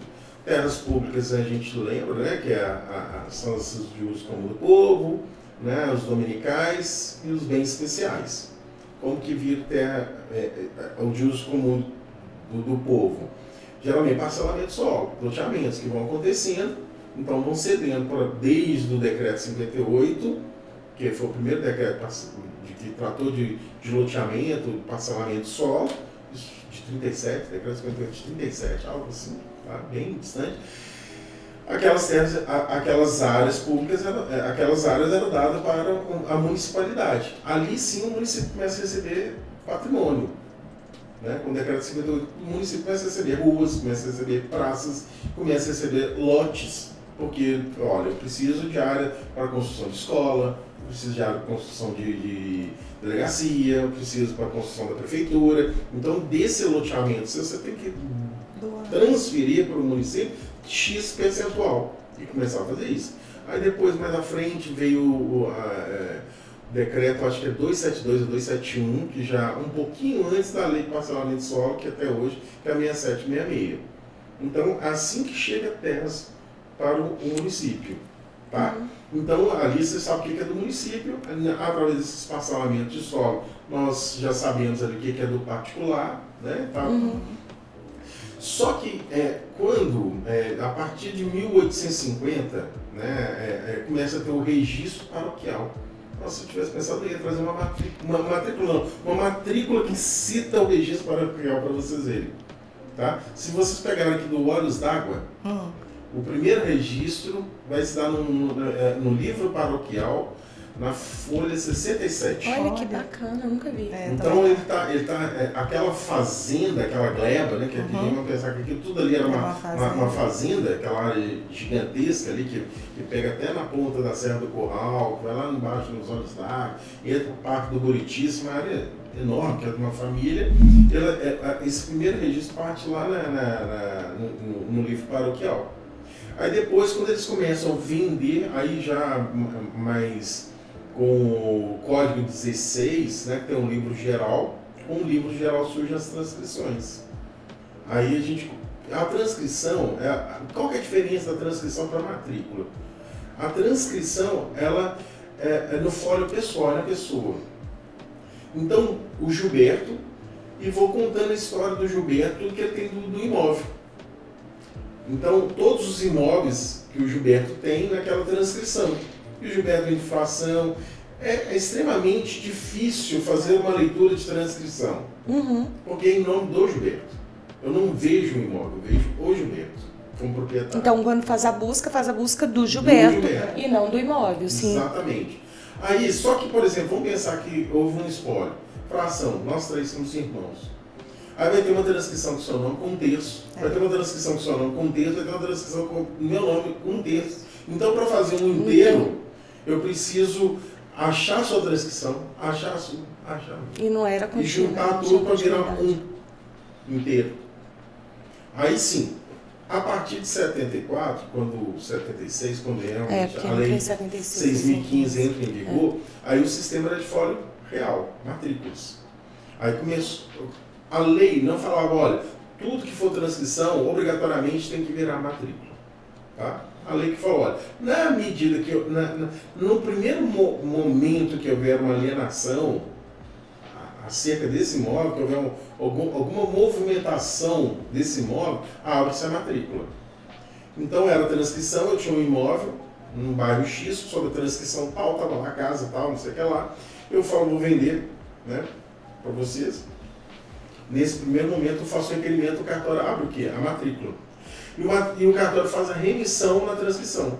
Ele abre a matrícula cronológica dele, matrícula 100, originária da transcrição X, X e X, que pode ser. Mas aí a gente observa que tinha lá atrás que não citavam todas as transcrições. Isso, eu vou só contar rapidinho, porque eu estou com um caso assim, e é um caso pessoal, tá? É um imóvel que era do meu pai, e em 1900, ali entre a publicação da lei de registros públicos e a entrada em vigor, então acho que em 75, é feita uma transcrição ainda, então não estava vigente o sistema de matrículas. Então foi feita uma transcrição de uma chácara acho que é 21, 22, para um senhor fulano de tal. E ainda constou aforamento perpétuo, que ele tinha que pagar todo ano, e o município fazendo a transcrição daquele aforamento para ele, e com a palavra perpétuo. Ok, não sei o que acontece. Em 1982, já, né, na vigência, acho que, não sei, agora é 82 mesmo, ou 81, é antes do... meu pai adquire aquele mesmo imóvel do município, já no sistema de matrículas, e consta um registro anterior. Mas a transcrição ficou lá. E eu não sei, a gente não conseguiu puxar a cadeia de por que esse aforamento encerrou. E aí, ok, Ana, meu pai ficou na posse, passou para o meu tio volta para a gente, depois meu pai falece, porque foi só para dar um imóvel de garantia. Tá lá, a gente, sempre nosso. Do nada, o filho do fulano, de 1976, foi lá no cartório, puxa um aforamento perpétuo, um lote, estava cercado, invade, e isso aqui é meu e tá aqui. Tá aqui. Não, eu tô assim, E o juiz, eu comecei a audiência, foi inclusive, deve ter um mês e meio. Falei com o juiz, excelência, só antes da audiência, porque era oitiva de testemunho, deixa eu explicar para o senhor qual que é a diferença aqui na transcrição. E o juiz me olhava assustado, ele não sabia. E lá em Manga? Lá em Manga. E assim, e o juiz... Excelente. Doutora, eu já estou na 8ª audiência hoje, online. Não acredito. Mas aí ele começou a entender do tanto que as alegações finais eu nem rebati. Eu vim explicando para ele a diferença. Porque assim, queira ou não queira, é um documento original. Ana, E aí, tá aqui é perpétuo, isso aqui é do meu pai, não sei lá, isso aqui. E aí levou uma testemunha que falou assim, não, ele realmente... ele fala lá que é do pai dele, me mostrou um documento, assim, eu vim de longe falando que é. E o juiz nessa, assim, instruindo, porque eu falei, documentalmente isso aqui já prova, porque a gente juntou ato notarial, da posse, mas documentalmente, ele tá lá numa ação reivindicatória, a gente entrou com a reivindicatória, porque o cara invadiu, aí deu a liminar, mas assim, deu a liminar depois de anos, tá? Deu a liminar depois disso, mas o juiz tá lá com dúvida. Ele tá com dúvida? Tá lá, agora eu tô esperando a sentença. Vamos ver, né, o que vai vir nessa sentença aí. E aí a gente tem que sair puxando esse fio de novelo aí para poder achar, né? Então, por exemplo, em Belo Horizonte, quem tenta fazer o uso campeão, por exemplo, no Barreiro, que é a região do Barreiro, ali era uma gleba, era uma fazenda, então você não vai ter matrícula. A grande maioria dos terrenos ali vão estar sem matrícula, mas você vai ver que vai citar uma transcrição de área maior, onde aquele loteamento está ali, que ele já está consolidado, está urbanizado, a prefeitura já conhece, é um loteamento de fato, mas ele está dentro de uma área maior e tem que usar o CAPI sobre aquela transcrição, não simplesmente dizer que aquele imóvel não tem matrícula e não tem origem. Porque ele tem. Não, origem tem, sempre tem. Origem sempre vai ter. Ainda que você chegue em Seis Marias. Vai ter que ter. Então, mas você pode fazer uso campeão do imóvel não matriculado, mas isso vai partir, por exemplo, né, no processo de citação, se for judicial, né, ou de notificação, se for extrajudicial, daquele que seria, eventualmente, ali, o espólio ou os representantes daquele... Sucessores de quem constou ali como proprietário daquela transcrição. E às vezes é difícil fazer essa busca. Porque demora, a busca que dá, no meu entendimento, é a que dá mais trabalho. Porque às vezes você tem, igual nós aqui, né, que temos os cartórios, tem que buscar em vários para ver, porque já foi de uma área, de outra. Sabe o que vocês têm que fazer? Macete, pede vintenário. Sempre é vintenária. Porque a vintenária, se a matrícula informar tudo, nos 20 anos, nos 20 anos, eles vão te dar uma matrícula inteira, eles vão te dar uma matrícula picada. Né? Fala, ó, quero uma vintenária, aí te dá ali. Aí quando você chega, por exemplo, você viu lá que tem um número anterior, uma remissão, aí você pede uma vintenária dela de novo. Vai ser pedindo vintenária. Porque se ele, vamos supor que teve outra transcrição, ele já emite a certidão daquelas outras transcrições. Você não precisa ficar assim, ó, você lendo e pedindo. Você lendo Entendi. E pedindo. Você já vai pedindo vintenária. Mês da ou cinquentenária. Fala, eu quero cinquentenária. Se já vai como pedir, peça. Tá? Agora, uma coisa muito importante, por mais que a gente ache que o nosso sistema registral seja complicado, ele é um dos mais seguros do mundo. As pessoas falam, que nos Estados Unidos é diferente. Gente, valendo. Nos Estados Unidos, o modelo lá, existe um modelo de registro, existe um modelo de custódia de contrato, e você ainda tem que pagar um seguro se der merda. E como é que você faz lá? Para nos anais do World Trade Center, demorou 3 anos para fazer a análise da propriedade ali. Porque lá é um sistema de contratos, obrigações. Então, você não faz análise, por exemplo, aquele princípio da continuidade não existe. Então, se tiver 2 contratos tratando da mesma venda, da mesma coisa, está os 2 registrados. Aí você precisa contratar um profissional do direito para ler tudo e ler até desde a origem. Aí, como o risco passa a ser muito grande, o que você é obrigado a fazer? Um seguro. Aí você faz um seguro para garantir sua propriedade. É mais barato que no Brasil? É mais seguro que no Brasil? Demonstrou que não é. França também, mesma coisa. Você tinha que chegar nesses consoles de contratos lá, né? Você tinha que pedir 50 anos de contrato para você ler. Né? E muitas vezes você poderia ainda não localizar um erro. Né? E o nosso sistema é extremamente seguro. Existe cartórios no mundo inteiro, até em países comunistas, socialistas, existem, ainda que seja só de direito de uso. Entendeu? Os registros de direito de uso, uma seção de direito de uso, um feito para o outro, ainda que seja. China hoje usa um modelo brasileiro. Muito interessante. Eu fui anotando aqui uns pontos de uso campeão extrajudicial. Agora. Não. São consultas. Tá aproveitando. São consultas, assim, que eu acho que as pessoas que estão nos ouvindo podem ter. Sua dúvida podem ter. Mas para só mais um caso pessoal. Meu pai faleceu e aí a gente tem eu tenho uma área matriculada e uma área grande de posse sem matrícula. Tá? E aí uma época eu tive um problema de invasão e entrei com uma invasão de movimento social e entrei com uma ação de reintegração de posse na área de registros públicos, fazenda em Manga, terra em Manga, da de registro público estadual. E aí o juiz, vem o Estado, o Ministério Público também, e aí o Ministério Público fala, peraí, se não tem ela tem uma área menor ali com matrícula, uma área maior sem. Então o que vamos fazer? Vamos levantar a devolutividade de terra. Ok? E aí chama-se, né, o representante do Estado e concede prazo para ele.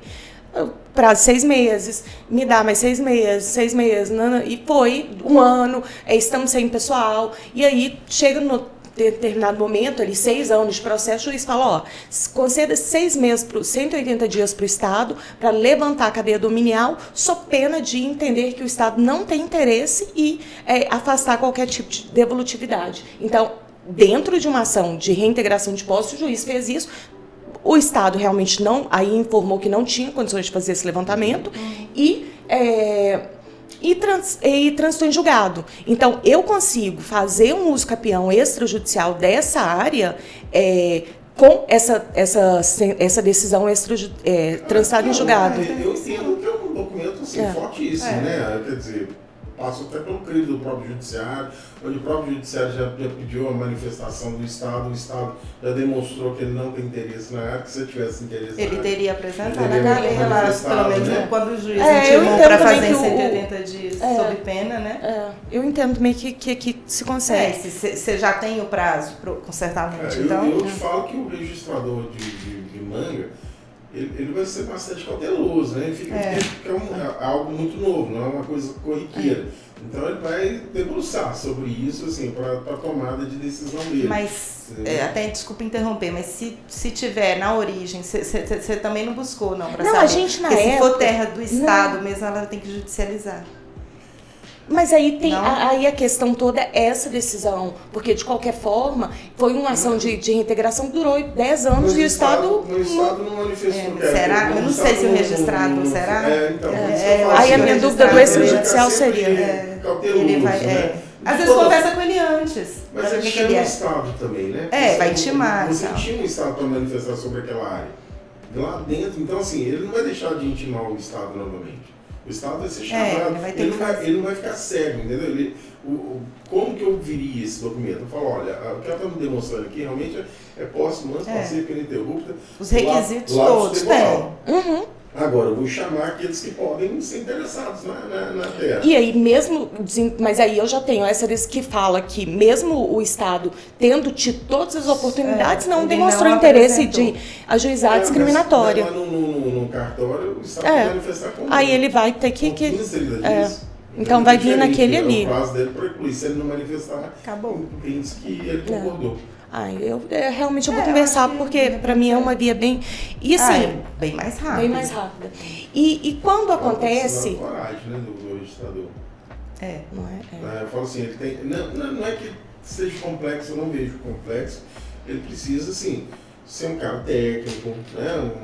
Eu acho que é o Frank, o Frank Versiani. Não, ele é muito bom. Não, você vai estar com um registrador excelente. Inclusive, ele fala de EURB. Eu creio que ele não vai. Ele já foi um convidado meu para tratar sobre EURB. Então. Ele é um cara... ele é bem ativo no CORE. Isso, não. Ele é um secretário de EURB no CORE. Legal. Não, eu vou conversar. Talvez não tenha tanto... É um cara que entende bem. Pode ficar vai ter firmeza para fazer o registro. Medo, assim, né? Quando você tem um registrador, às vezes muito antigo, que já não está tão conectado mais, com esses que acontece, aí fica, eles têm muito receio, né? Não, mas o Frank é muito bom. Legal. E olha só, e o usucapião acontece muito de herdeiros, né? Então, na hora de propor o usucapião, e pode acontecer assim, um herdeiro não concordo, ou peraí, a gente vai propor... fui anotando aqui, mas deixa eu contextualizar melhor. Por exemplo, 7 herdeiros, e um dos herdeiros falece, e os irmãos dos 6, né, que estão vivos, mas tem a esposa, e eles não têm uma boa relação com a esposa do falecido. É possível pedir o usucapião de todos, com as 7 cotas, sem assinatura dela, mas reservando a parte daquele quinhão do falecido, do espólio, Então, porque você pode entrar com uma usucapião em nome próprio, né? Só em nome... Você faz ela em nome próprio, mas eu não vejo problema de você abrir a usucapião, se você quer reservar mesmo, iniciar ela em nome do espólio, mostrando a prova da posse pelo espólio, né? Que, portanto, serão serão deferidas as cotas partes a cada sucessor, né, pelo sucesso sucessório, que já é contagem de posse, inclusive, do falecido, que é a parte hereditária. E o que ela iria impugnar? Ela está tendo uma... Ela já está recebendo, ela vai discordar, ela não teria razão para discordar. É isso. Não, porque eu pensei isso. Em última instância, aguarda mais uns 5 anos, se ela não está na posse. Ela está na posse. Ela está na posse. Quando começa uma posse nova, né?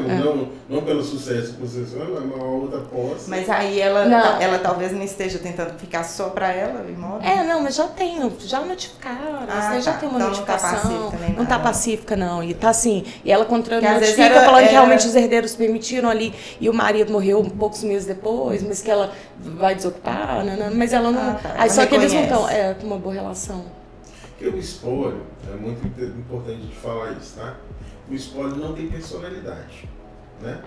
Então, assim, alienação de bem do espólio, aquisição de bem por espólio, só se dá por ordem judicial, tá? Extrajudicialmente você não faz. Então a gente não conseguiria fazer extrajudicial, no caso. Do espólio, não. Entendi. Por exemplo, é comum eu receber ordem judicial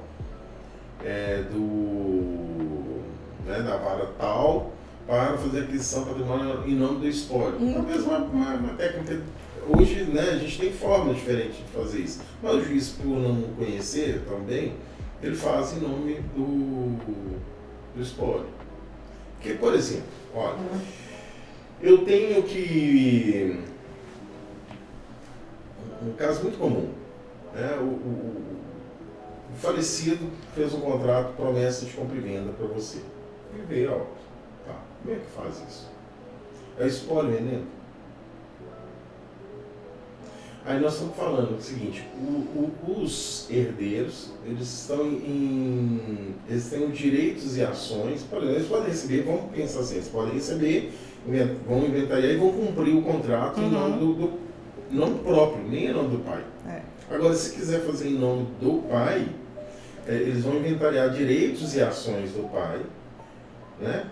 E aí sim, naqueles direitos, aí eles vendem, eles vão comparecer vendendo em nome do... Né? Eles vão falar daquele direito do comprador e vão fazer a alienação. Entendi. Gilberto, e assim, uso capião, quando existe inventário pendente, assim, isso aí é um hipotético, tá? Os vendedores são herdeiros, então o pai faleceu e os filhos ali vendem um imóvel para... A Ana vende para mim, mas o inventário do pai dela está pendente. Tá. E aí, nesse meio tempo, alguns irmãos vão falecendo e aí vai complicando aquele inventário e não consegue. Só que eu tô nessa posse há muitos anos. E então, tem um inventário ali pendente de finalizar, mas eu preciso regularizar, porque já paguei. Mas vamos lá, você só comprou de uma parte? Não, de todos.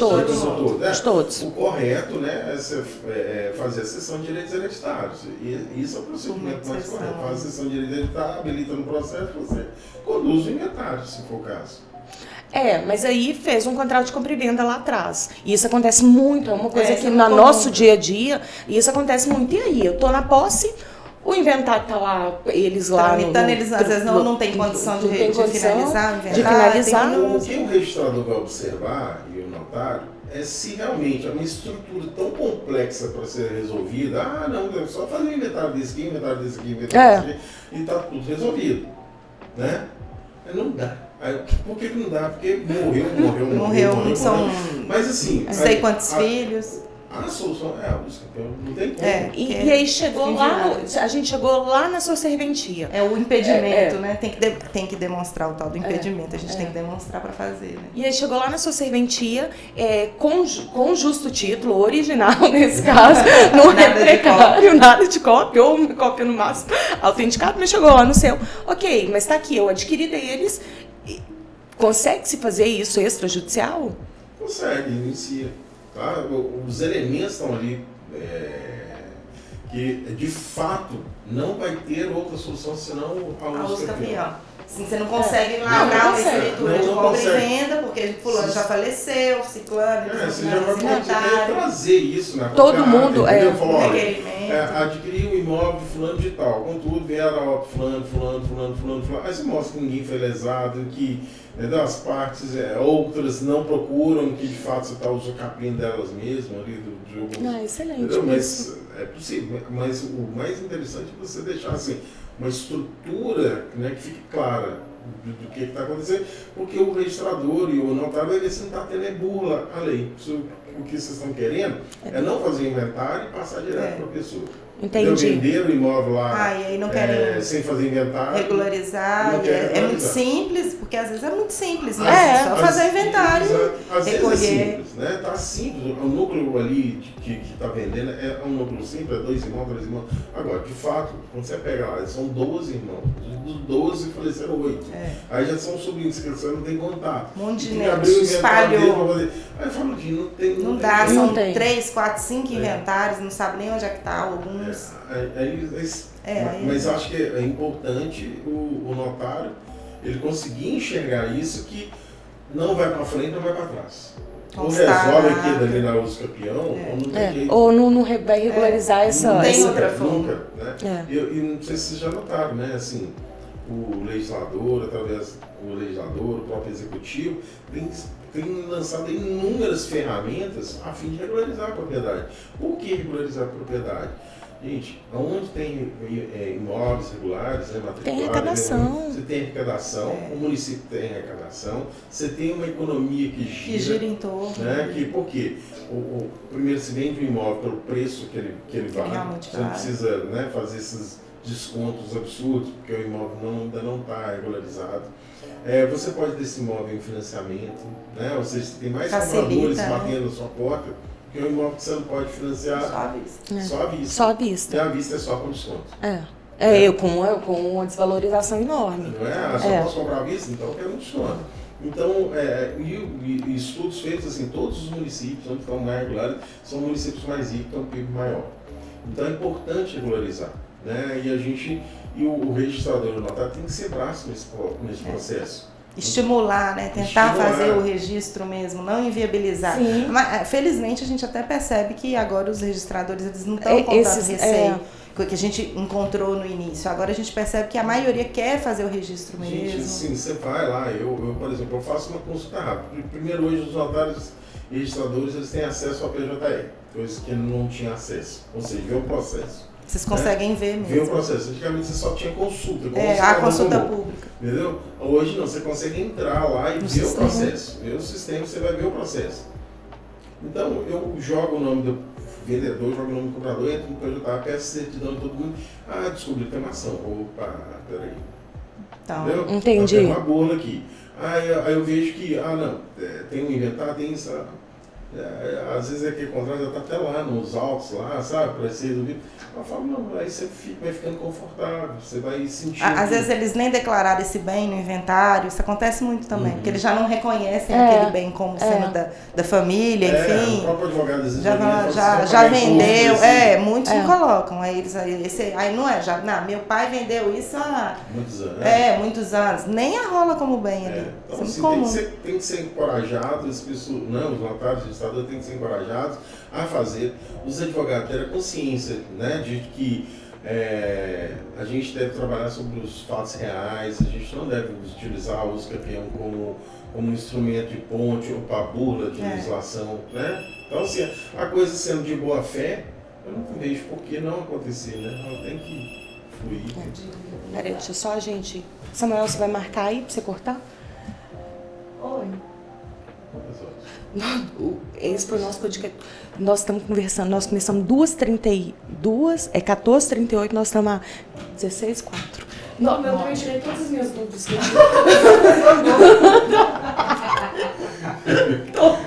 Gilberto caiu do céu. Essas médicas que foram lá no a gente fez o podcast com elas lá também, aí tinha umas ações médicas que a gente tinha acompanhado um tempo atrás. Eu fiz a mesma coisa. Vocês estão perguntando tudo. Ainda bem que um dia na casa só tinha um caçador. No podcast. É conseguir conversar e já vai fazendo as perguntas. Ela tá aqui, a nota de cliente. Eu tinha que sair daqui, lá na meio da casa, Já tá aqui. É uma bem bacana isso também. Eu acho que essa proximidade do notário com o advogado. É importante. E é importante porque são trocas de experiências, né? Por exemplo, eu recebo muitos colegas lá, a gente quer conversar e fala, olha, eu tô conhecendo isso aqui, o que você me orienta, que você vê e fala, olha, pela minha experiência, não é que isso aqui funciona mais, isso aqui funciona melhor, né? Nossa, eu tive um caso na sexta-feira, o cartório, ele deu uma devolutiva, pedindo para fazer um aditamento para constar que a pessoa, ela não era, isso aí foi um ato antigo, tá? Mais de 40 anos, isso é de 1980, alguma coisa assim. O cartório deu um devolutivo para constar que a pessoa era casada e não divorciada como consultor na escritura. Tá? Então foi eu que labrei, tranquilo. Me apresentou a certidão de casamento, eu vi lá que de fato. Ela me explicou que ela era separada de fato. Naquela época, a gente tinha começado a entrar a lei do divórcio, aquelas coisas acreditavam ali e tal, e fizeram dessa forma. Então foi consertar. Só que tudo que a gente conserta, a gente faz remissão. Né? Eu faço uma remissão recíproca, eu faço uma remissão em algum ato que né, deu origem àquele outro, né? Aí estou lá fazendo a remissão, mas acabou começando a fazer remissão. Não existe a folha do livro no cartório. Não existe? Não existe. A folha. Deu origem àquele registro. Chocada. Aí a gente para, né? Você, opa, peraí, não posso avançar. Deixa eu entender o que aconteceu, né? Eu não podia fazer o aditamento, era uma coisa simples fazer, porque eu não tinha onde fazer remissão, e aí eu falei, olha, eu vou dar um jeito de reconstruir esse ato. Eu não sei se foi o cartório que equivocou a época, se houve fraude à época, não sei. Aí eu procurei, consultei o nome deles lá, ver se tinha alguma ação, algum questionamento da propriedade imobiliária, né, que pudesse, opa, eu levantei aqui, isso aqui é fraude mesmo, né? Procurei, não achei nada. Eles estão lá nesses 40 anos morando nesse imóvel. E a senhora veio querendo vender esse imóvel agora.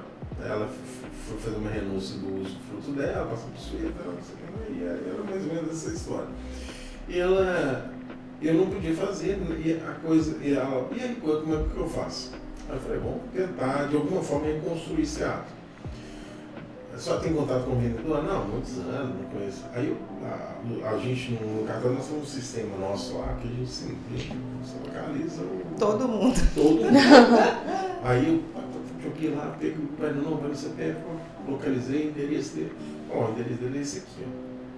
Eu não tenho o telefone dele, mas o endereço dele é esse aqui. Ela foi lá, bateu na porta dele, olha, preciso. Aí eu falei, fala com ele que vocês precisam fazer uma re-ratificação de registro. Nós vamos fazer uma escritura, vai constar ele como vendedor, a senhora como compradora, objetos, e que vocês ratificam todos os termos que já constam na matrícula. Vamos dar suporte, a gente já fala que a senhora é casada, era casada e tal. Então, esse vendedor contratou 2 advogados para falar que ele não ia assinar essa re-ratificação. Era algo muito simples. Aí eu falei, opa, esse mapa tem alguma coisa. É esquisito. Estranho, né? A gente tem. Não assina se. E se a gente puxar histórias, né, de Belo Horizonte, teve uma época que teve muita fraude de escritura, sabe? De recolhimento de impostos, essas coisas aconteceram. Então eu fiquei bastante assim. Antenado. Mas onde que eu quero chegar? O que eu falo com o advogado? Por que é importante esse papo com o advogado? Eu falei, é algo já consolidado, já está inclusive no matrícula. Você pode pedir uma supressão desse ato, né? Agora você pode fazer de uma outra forma. Eu não posso fazer um aditamento. Mas você pode fazer uma ata notarial para constatar que a pessoa era de fato casada e apresentar no registro. Muito, estou pensando, é isso. Uma solução simples. Eu falei, em vez de você fazer o aditamento, eu falei, uma ata. Ela vai chegar, vai apresentar a certidão para o notário. Falou, olha, eu em 1900 e cafunga era casada, não divorciada, né? Põe o presidente da certidão, Dona Abrão me apresentou certidão de casamento, matrícula tal, certidão data tal. Você vai apresentar no cartório aquela ata e fazer um requerimento para constar a forma que deveria constar. Agora, eu não vou poder fazer aditamento, então por isso eu não posso. Eu tô até com você me lembrou um caso recente que chegou aqui, agora eu não sei se é do 7º ou do 8º, que a gente não está localizando a escritura. E é mais ou menos década de 80, aqui também. Tô com uns problemas na Lima. Teve, sabe, assim, década de 80 para 90, teve tem. Aí tá confuso, aí o RI não, falou que não existe, o registro, só tem uma cópia da escritura, e aí o cartório já falou que não tem a folha, não existe o livro. Olha só. Gente, se deixar a gente fica aqui até amanhã, né? Porque assim, tem muito caso. E assim, a Ana tem. Nossa, casa a Ana tem especialização em notarial, e eu finalizei ano passado, esse ano, finalizei a minha, né, porque eu fiz pela Damásio, notarial registrado, então é uma área também que a gente gosta muito, e assim, nossa, ficar aqui eu vou tirar a dúvida até amanhã. O direito notarial registral, para quem está pensando em mexer com direito imobiliário, eu falo assim, ele chega muito mais forte, né? Muito. Porque muitas vezes a pessoa ela parte de um estudo de contratos imobiliários, mas não entende o direito notarial registral. Ali ele... E trava, se não entender, trava. Ele não consegue ali, dependendo da negociação, analisar a matrícula, pegar a transcrição, até pra gente no dia a dia ali, que tem, né? Que é coisa simples, que é compra e venda. Às vezes chega a documentação, muitas vezes tem muito advogado que não consegue ler. Aquilo que é com a prefeitura, né? Isso aqui eu tenho que resolver com a prefeitura. Então, isso aqui eu tenho que resolver com a prefeitura, você tem um engenheiro que vai aprovar isso aqui para mim lá, né? Vamos pensar em parcelamento, vamos pensar em desdobro de área, vamos pensar em extinção de condomínio amigável, né? Então, assim, tem tanta coisinha... Extremação, é muita coisa. Se você perguntar, assim, cada 100 advogados, talvez um saiba o que é. Que é extremação. Eu acho que até muito. Eu acho que até muito, acho que até muito. Tá 1000 aí, acho que 1000 para 1. Eu acho que até muito. E é uma solução super viável. Né, facilita ali, né? Nossa.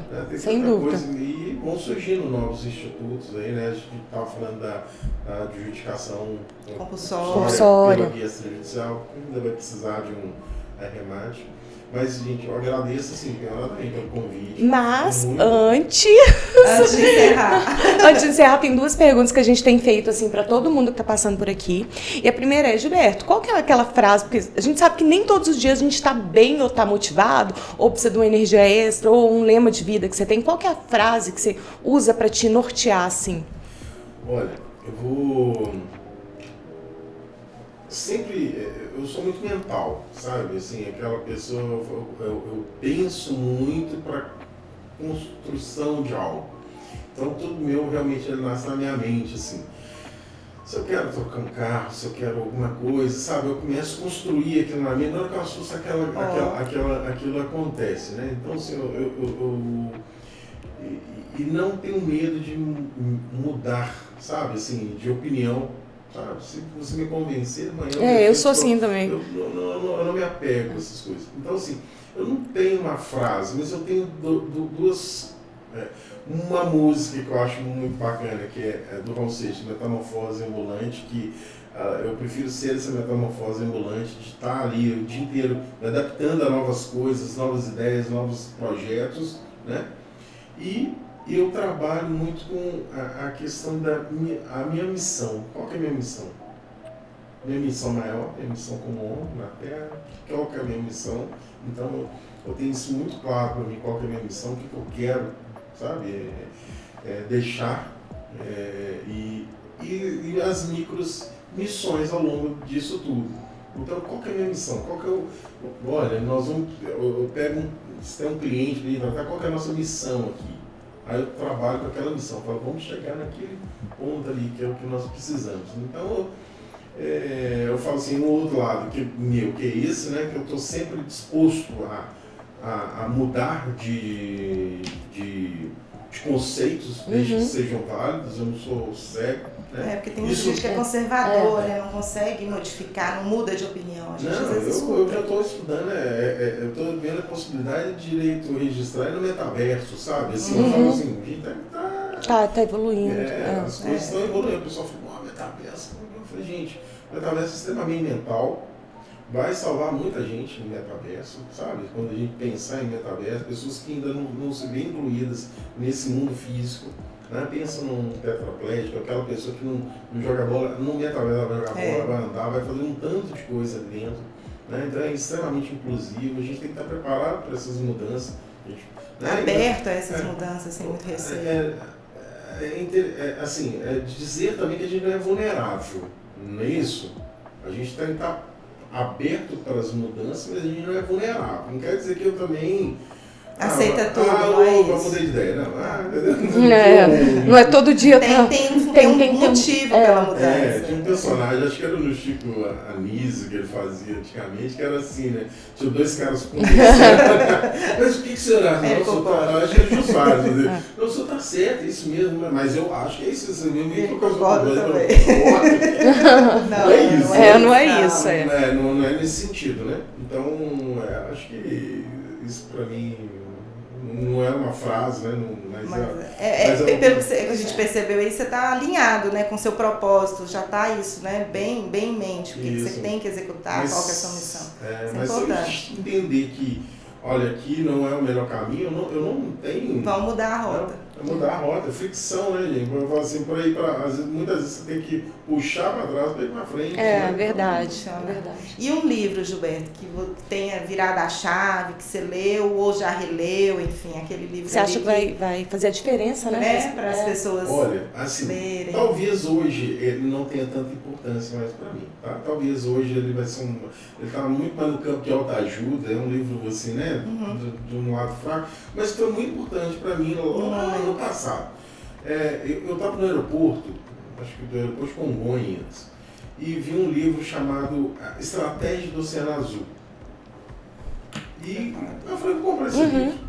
Esse livro, ele conta histórias de grandes empresas, grandes organizações que mudaram completamente, que é essa metamorfose, mudaram completamente a forma de pensar de alguma coisa e encontraram milhões de oportunidades em outras coisas. Por que chama Estratégia do Oceano Azul? E tem um tubarão na capa dele, assim. Porque ele fala, olha, aonde, às vezes as pessoas falam, aqui que é bom demais. Aí todo mundo quer brigar ali, degladiar, né? No direito é muito isso.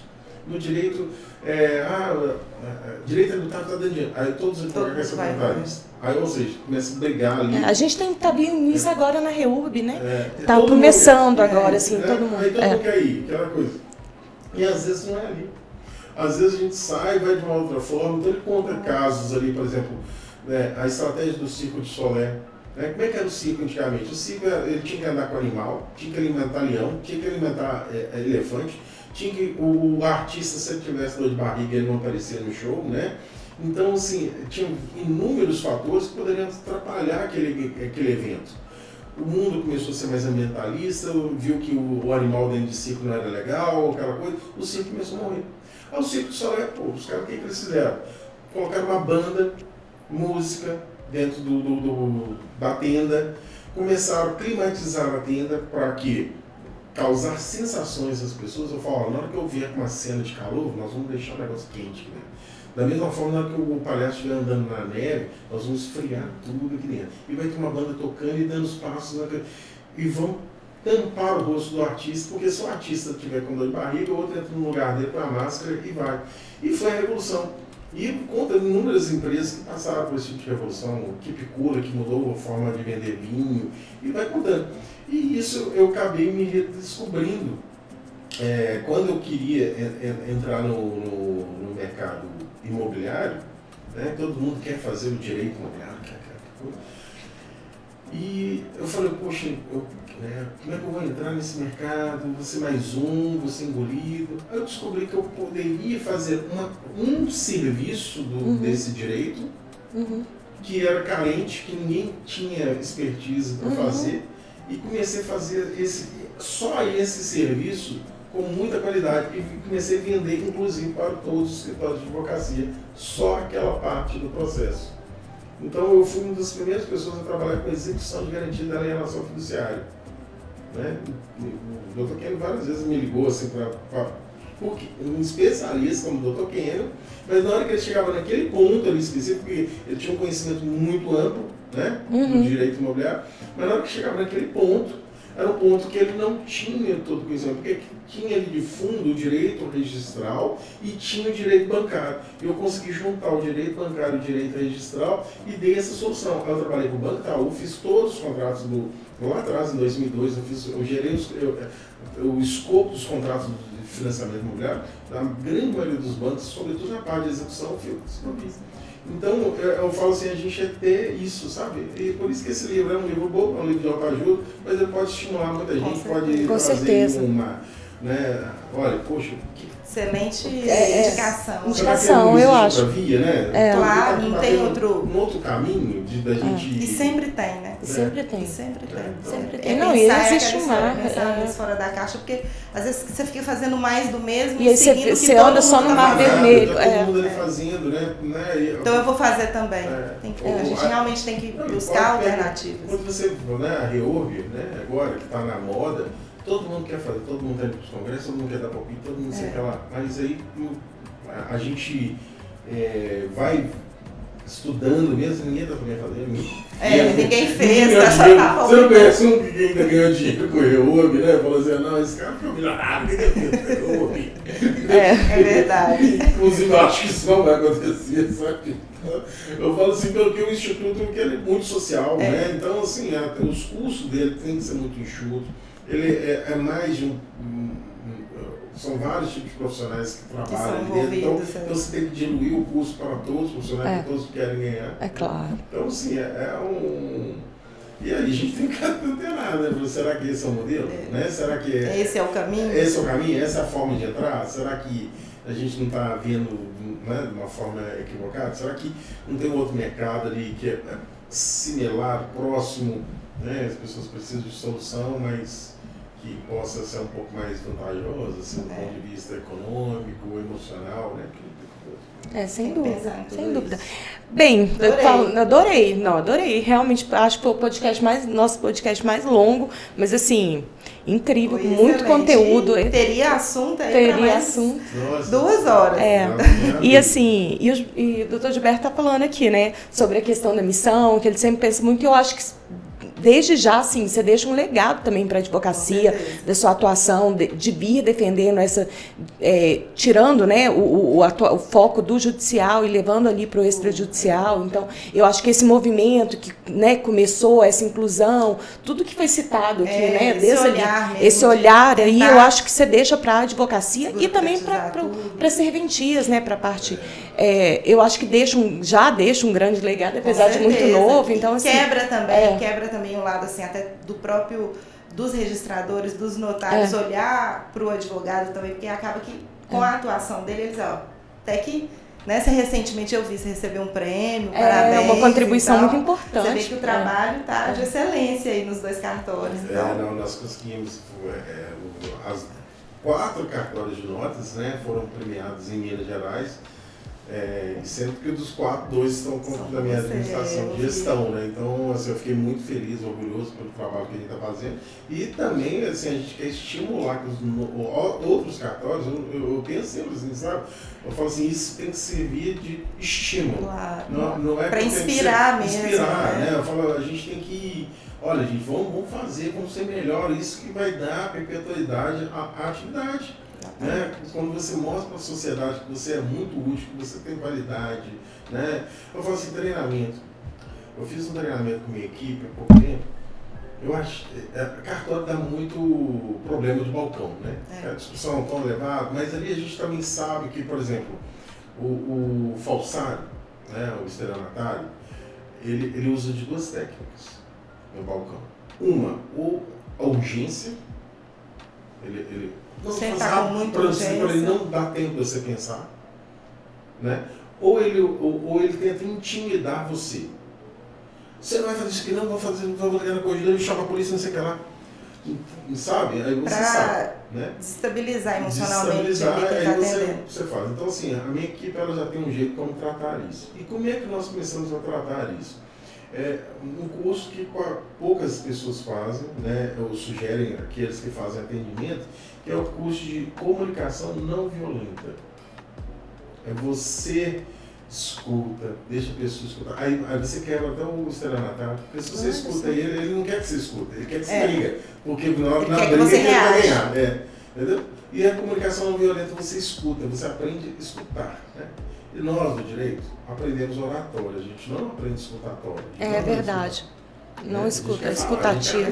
Que é sempre impor a nossa opinião, acaba que deixa de escutar muito. E às vezes isso, na hora que você deixou a pessoa desaguar ali aquela represa dele, ele não tem mais nada para soltar. Aí a água já desceu, aí fica fácil você chegar a achar os problemas ali. Então hoje é muito difícil eu ter um problema hoje de atendimento, balcão, essas coisas assim, em função da estratégia de utilizar a comunicação não violenta. Entendi. Então você chega na caixinha de reclamações, é sempre assim, alguma sugestão de melhoria mesmo, alguma coisa, um elogio. Legal. Você vai no Google, o Google está sempre lá, assim, muito elogio no Google, porque que legal. É uma forma de tratar. Então, eu acho que isso também é uma forma moderna, né? Sim, e prestar o serviço só vai, dessa forma, a sociedade só tem a ganhar. Então. Com certeza. Gilberto, então, muito obrigada. Seja o primeiro de outros podcasts. Com certeza. E muito obrigada mesmo. Vocês, tá? Sucesso aí. Obrigada aí. Compartilhar seu conhecimento conosco. Então é isso, pessoal. Esse foi um episódio que a gente falou sobre várias coisas, né? Não só os campeões extrajudicial. Lembrando que a gente tem um novo episódio todas as quartas-feiras, meio-dia, no Spotify, no YouTube. E até a próxima. Fique de olho porque vem muito conteúdo legal aí pela frente também. Até a próxima. Tchau, tchau. Tchau.